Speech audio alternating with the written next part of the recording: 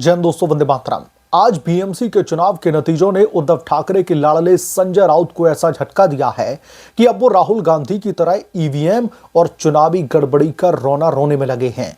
जहां पर महायुति यानी कि बीजेपी और एकनाथ शिंदे गुट की शिवसेना ने मुंबई की सबसे अमीर और शक्तिशाली बीएमसी पर अपना कब्जा मजबूत कर लिया, तो वहीं उद्धव ठाकरे गुट की शिवसेना को 3 दशकों के बाद में पहली बार बीएमसी से बाहर होने का सामना करना पड़ रहा है। इसलिए अब ठाकरे बंधु बुरी तरीके से बौखला गए हैं और संजय राउत का तो अलग ही रोना चल रहा है। बीजेपी अकेले 88 वार्डों में लीड कर रही है, जबकि उसकी सहयोगी शिवसेना यानी कि शिंदे गुट की शिवसेना 28 में आगे है। उधर उद्धव ठाकरे गुट की शिवसेना सिर्फ 73 वार्डों तक सिमट करके रह गई। यह हार ठाकरे परिवार के लिए ऐतिहासिक झटका है, क्योंकि मुंबई हमेशा से उनका गढ़ माना जाता था। नतीजे आते ही संजय राउत मीडिया के सामने आकर के ऐसे रोने लगते हैं जैसे पूरी दुनिया उनके खिलाफ में साजिश रच रही हो। उन्होंने दावा किया कि हजारों वोटरों के नाम वोटर लिस्ट से गायब कर दिए गए, खास तौर पर उन इलाकों में जहां पर यूबीटी, शिवसेना, एमएनएस और कांग्रेस पार्टी का पारंपरिक वोट बैंक मजबूत है। संजय राउत ने दावा किया कि जिन लोगों ने विधानसभा के चुनाव में वोट डाला था, उनके नाम भी गायब कर दिए गए। यह सिर्फ संयोग नहीं, सुनियोजित साजिश है। उन्होंने यह भी दावा किया कि ईवीएम में भी बड़े पैमाने पर गड़बड़ी की गई है।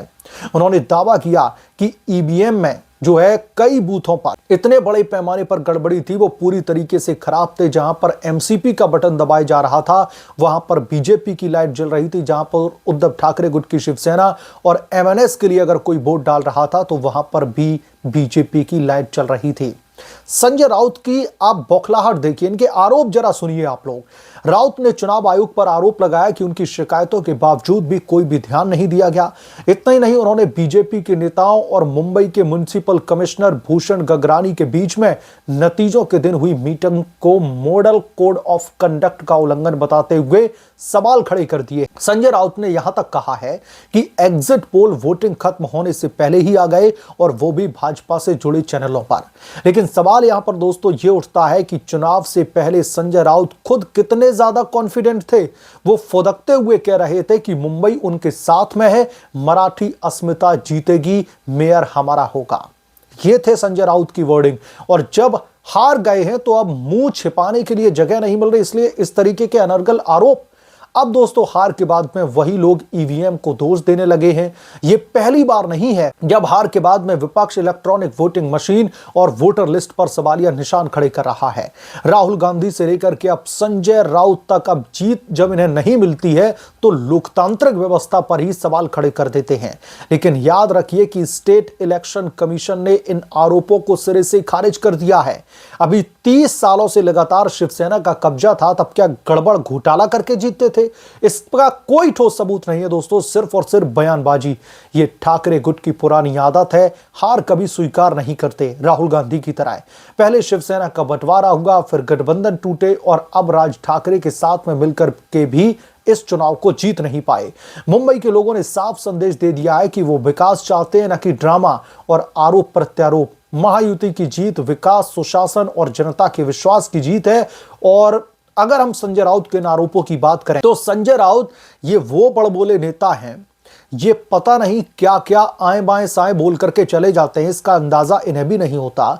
और पहले तो चुनाव से इतनी लंबी लंबी डींगे हाँक दी कि कुछ भी हो जाए। मैंने एक रिपोर्ट भी आप लोगों के बीच में साझा की थी, जिसमें बताया था कि जब योगी आदित्यनाथ की कुछ रैलियां बीएमसी के चुनाव के लिए अलाइन की गई थी, योगी बाबा जाकर के हिंदुत्व की जो एजेंडे है उसको बढ़ाने के लिए जब उनको वहां बुलाया गया था, तो यही संजय राउत कह रहे थे कि योगी की जरूरत क्या है, यहां पर तो मराठी अस्मिता जीतेगी, यहां पर योगी बाबा का कोई काम नहीं है।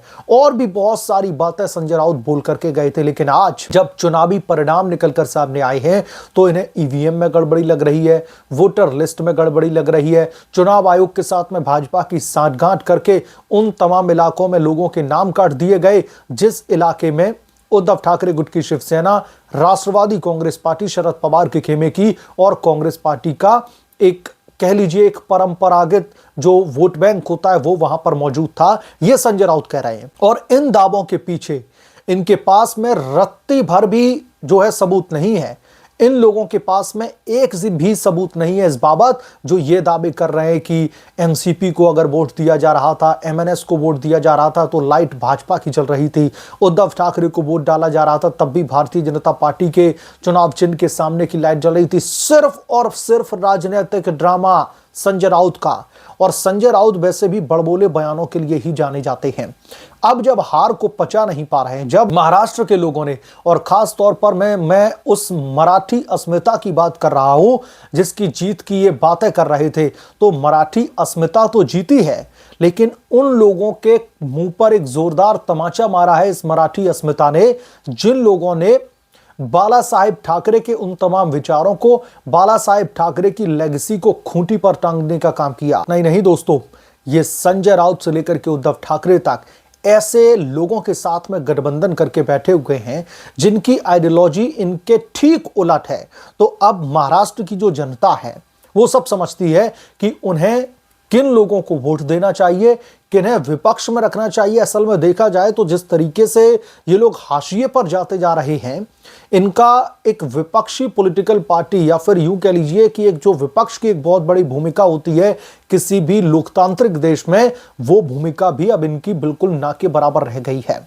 आप लोग समझिए, ऐसा कौन सा देश का विपक्ष है जब वो चुनाव हारता है तो उस चुनाव के हारने के बाद में अपना आत्ममंथन, आत्मचिंतन करने के बजाय सीधे राशन पानी लेकर के चढ़ जाते हैं लोकतांत्रिक व्यवस्थाओं पर, सीधे राशन पानी लेकर के चढ़ जाते हैं चुनाव आयोग पर, ईवीएम पर, वोटर लिस्ट पर। वही एक घिसा पिटा रोना फिर से रिपीटेड टेलीकास्ट शुरू हो जाता है। बिहार के चुनाव में जब नतीजे निकल कर आए तो देखा हमने कई हफ्तों तक राहुल गांधी की छवि को बचाने के लिए, राहुल गांधी एक बहुत बड़े नेता हैं इस बात को सुनिश्चित करने के लिए लगातार एक फर्जी प्रोपेगेंडा चलाया गया।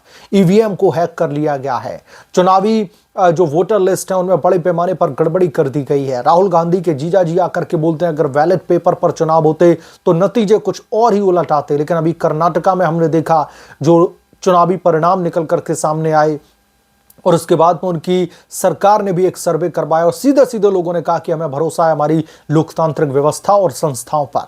और वही हाल हमें अब महाराष्ट्र में दिख रहा है। संजय राउत से लेकर के ठाकरे बंधु यानी कि एमएनएस के जो मुखिया हैं राज ठाकरे और उनके भ्राताश्री उद्धव ठाकरे, गुट की शिवसेना के मुखिया उद्धव ठाकरे, ये अब बुरी तरीके से सकपकाए हुए हैं। इन्हें समझ में नहीं आ रहा कि जो पिछले 30 सालों से ये लगातार यहां पर अपना कब्जा जमा करके बैठे हुए थे, इन्हें लगता था कि बीएमसी से इनको कोई डगमगा नहीं पाएगा, इन्हें ऐसा लगता था। लेकिन चुनावी नतीजों ने इन लोगों को अब ऐसा झटका दिया है कि अब इन्हें ईवीएम और वोटिंग मशीन में ही गड़बड़ियों का एक पूरा का पूरा पुलिंदा दिखाई दे रहा है। और ताकि लोगों को यह ना लगने लगे कि अब ये पूरी तरीके से हाशिए पर चले गए, तो ये बार बार दिखाना उन लोगों को जिन लोगों ने इनको वोट दिया एक संदेश देना चाहते हैं कि हमारी जो पॉपुलैरिटी है वो कम नहीं हुई है, लेकिन इन मशीनों के जरिए सरकारी तंत्र का दुरुपयोग करके हमें जानबूझ करके हराया गया है। तो कुल मिलाकर के जो बीएमसी चुनाव के नतीजे आए हैं, इन नतीजों ने ठाकरे बंधु के साथ साथ जो उद्धव ठाकरे के लाडले और प्रवक्ता हैं संजय राउत, इनका कहीं ना कहीं कह लीजिए जो इनकी बौखलाहट है वो दबी हुई है। और ये भूमिका दोस्तों कल शाम से ही बनाई जा रही थी जब एग्जिट पोल आए थे इस चुनाव को लेकर के कि कैसे बीजेपी इसमें बढ़त बनाएगी, एक नाथ शिंदे गुट की शिवसेना और भारतीय जनता पार्टी का गठबंधन कैसे यहां पर अपना जीत का परचम लहराने वाला है। तो जैसे ही एग्जिट पोल आते हैं उसके बाद में संजय राउत और महाराष्ट्र के कई विपक्षी नेताओं की तरफ से एक रुझान देना शुरू कर दिया गया था कि जैसे ही हम चुनाव हारेंगे हम इस तरीके के बयान देने शुरू कर देंगे, और वही हुआ। बहरहाल आप क्या सोचते हैं इसके बारे में, आपकी क्या राय है, हमें कमेंट करके जरूर बताएं।